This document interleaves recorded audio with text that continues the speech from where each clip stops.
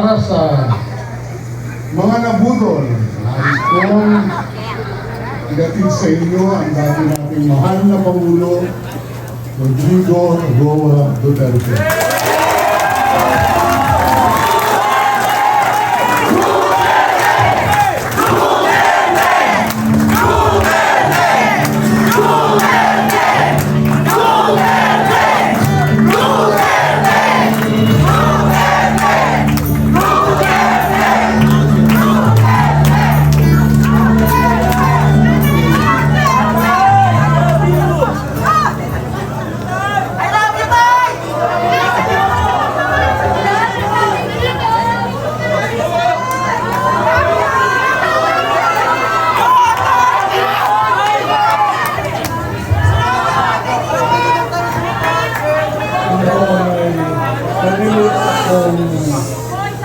Subject matter sa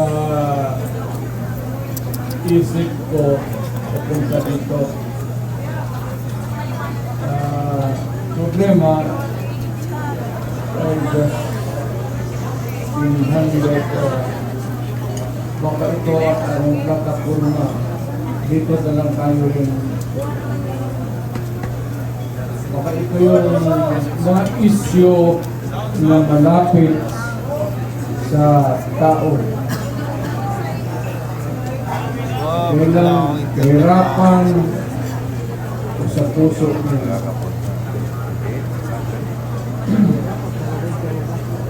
Alam mo,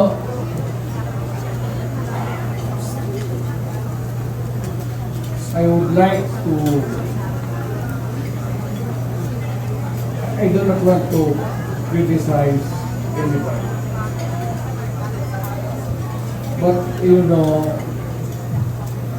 however you do it, basta nandiyan ka sa gobyerno, ikaw yung nagdadala ng, ikaw yung timon, talagang mahirap. And I can understand kung yung mga issue hindi ka agad nabibigyan ng, if it's a problem, it will take time. But apparently, itong sa panahon na ito, patong, ay yung solusyon, mahina. That is why Mike!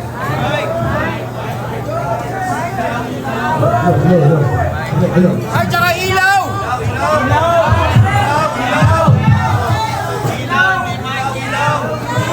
Ilaw!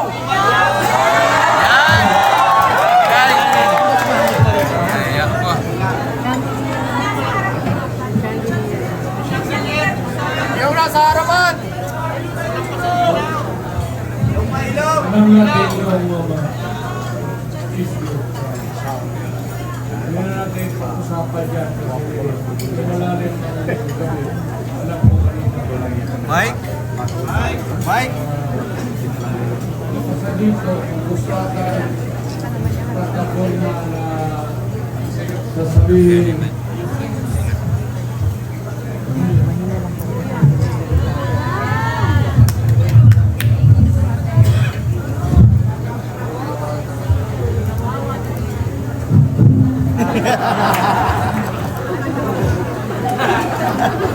kalimutan ko ito lang ito.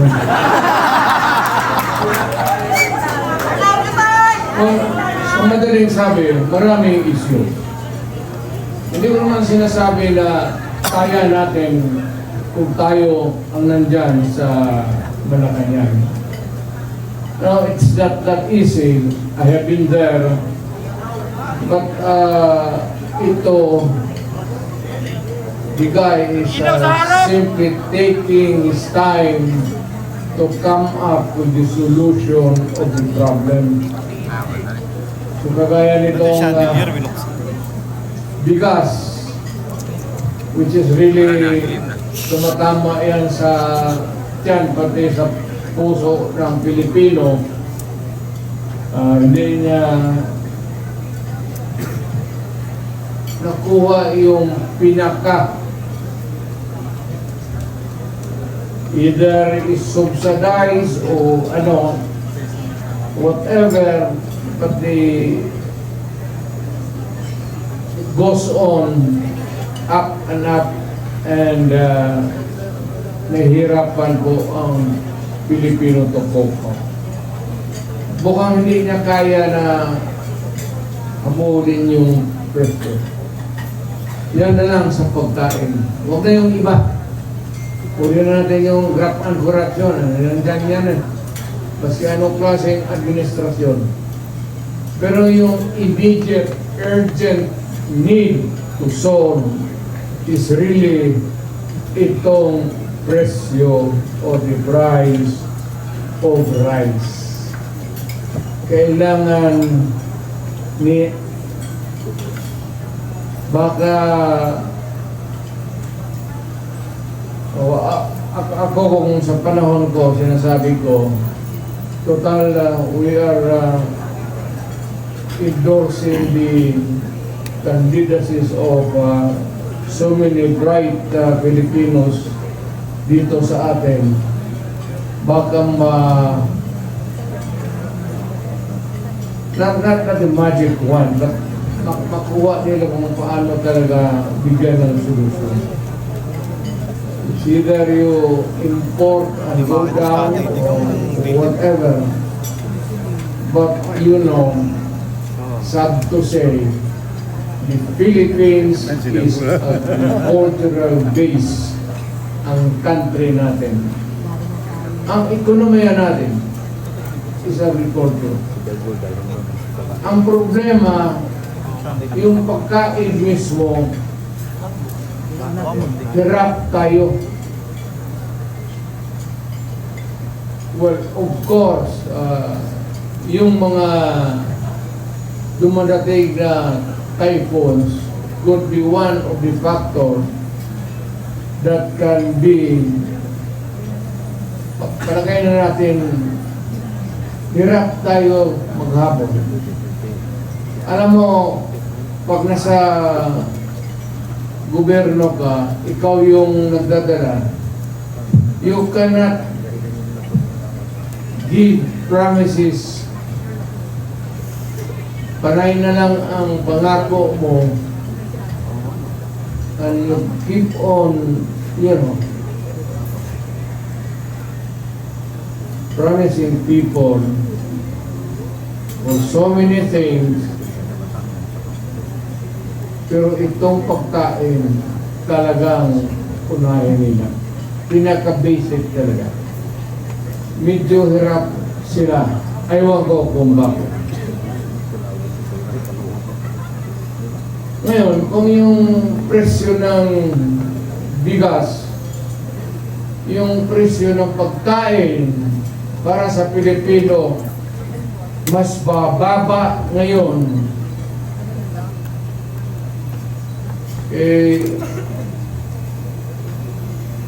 noong panahon na umupo si Presidente, kung mas mababa ang presyo ngayon ng pagkain,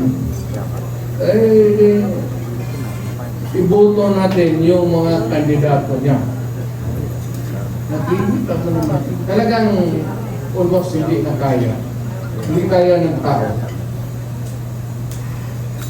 Ngayon, kung mas madali maghanap ng trabaho ngayon sa panahon niya, then doon sa kanya, doon sa administrasyon. Kung sa panahon na ito, kung pante ka na maglakad, na walang takot, kapag pasyal ka, kasi saan, huwag mo nang bitawan si Marcos. Piliin mo na yung kandidato niya.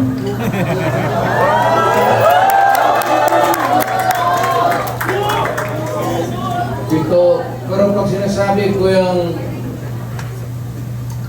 pag nagsasalita ako, gumaganyan ako, ibig sabihin, ito yung kapalit.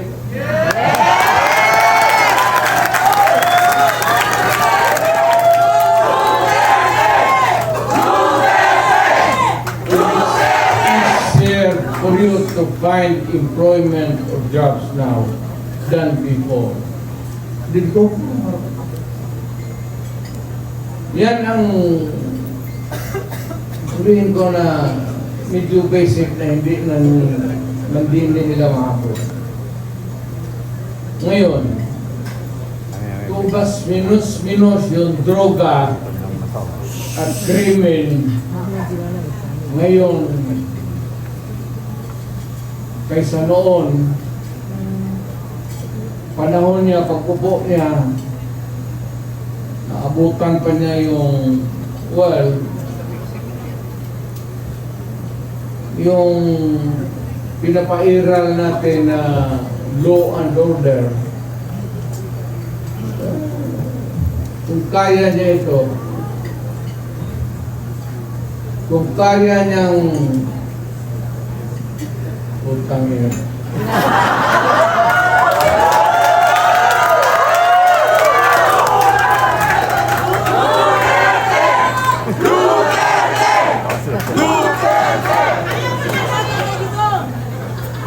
Alam mo kung ako ang durugista, gumagano'n ako. Bakit sa utak ko, bakit hindi? Total, kasama ko naman sa presidente sa hithitan.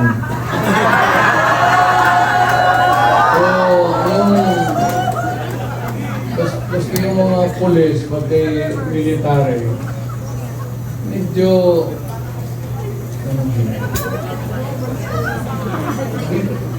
because of the incongruity. Hindi magkasya eh. Meron isang presidente na talagang pangat.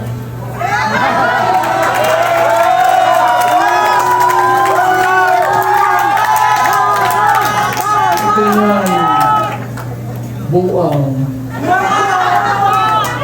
kung yung bisyo ng droga, long term yan.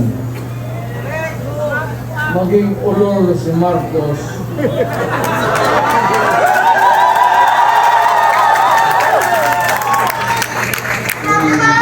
maybe constant use of heroin. Aabot pa siguro siya ng 80. Pero pagdating sa panahon na yan, hindi na siya gumagalaw. Hindi, nagkatindig lang yan sa kwarto niya. O natutulog. Ganito na lang. Marami na yung problema. I think the Marcos government was falling short of the expectation. Yes! Ako, hindi ko ma-compare kasi pwede kong sabihin, mas mabuti siya ngayon kaysa aking panahon. I can even concede na ganon ang nangyayari.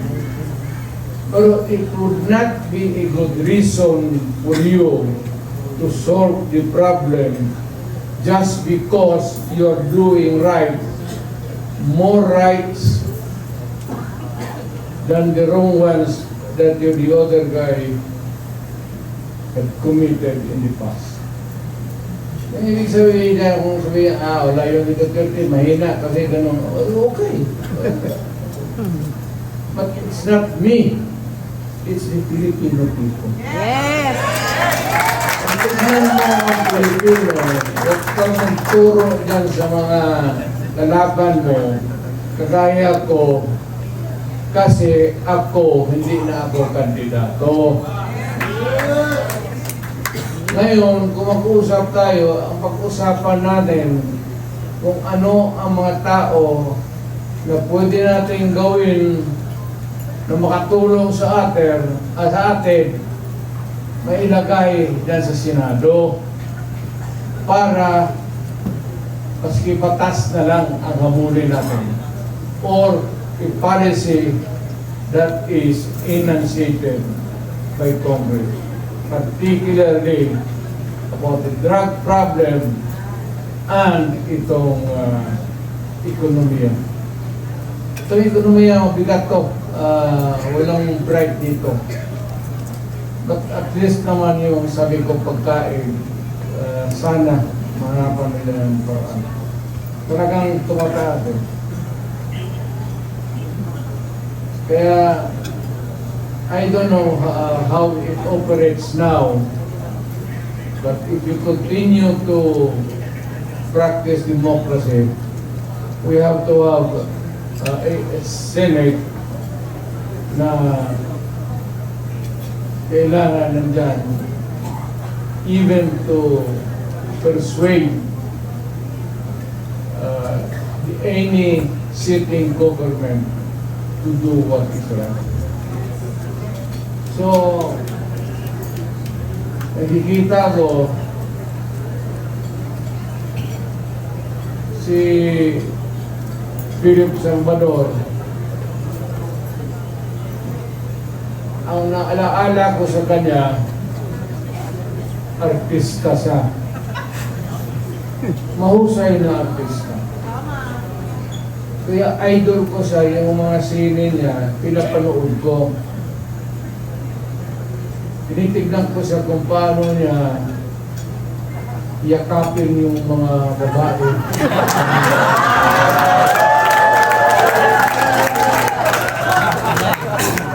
But aside from the fact that I know he would make a good senator, yun ang ang naalaala ko sa kanya.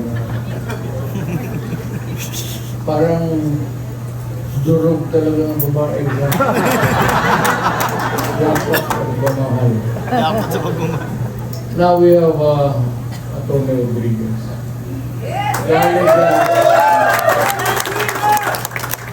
Alam mo, mag-isang tao, importante talaga ito. Importante ito. Maski kami, alam namin, maski yung nakakilala sa akin personal, importante ang tao na may prinsipyo. At isang nakita ko na Pilipino na may prinsipyo na umalis sa trabaho niya because the dynamics of the position of which he was there in Malacanang was no longer right. He chose to make the decision at nakita ko. As a matter of, hindi naman kailangan natin, but nakita natin, as a matter of principle, importante talaga yun. Atty. Rodriguez.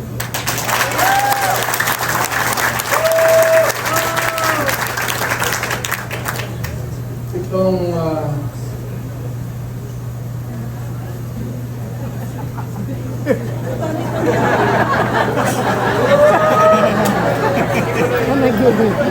Nakilala. ako kakagagin doon?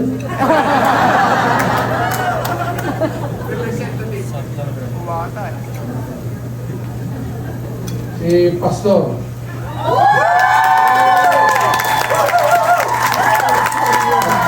Gusto maghanap ka ng tao na kandidato kung manalo at makaupo dyan as a senator who has the moral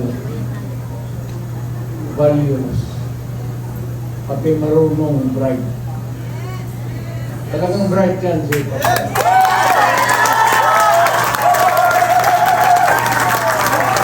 Yung rinig kami, Pastor, ang sinasabi, gano'n, ang mga apostoles at apostoles niyawa. Politika ito eh.